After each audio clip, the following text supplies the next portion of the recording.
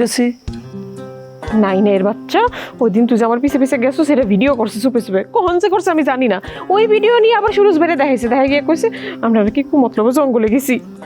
তো গেলে গেছি, সমস্যা কি? সমস্যা কি মানে? বিরাট সমস্যা। আর সুরজ ভাই কইতাছে যে এটা হাসা, যদি এটা মিসাই হয়ে থাকে তাহলে এটা প্রমাণ দেওয়া লাগবো। ভাই তুই তো আমার ভাই, তাই না?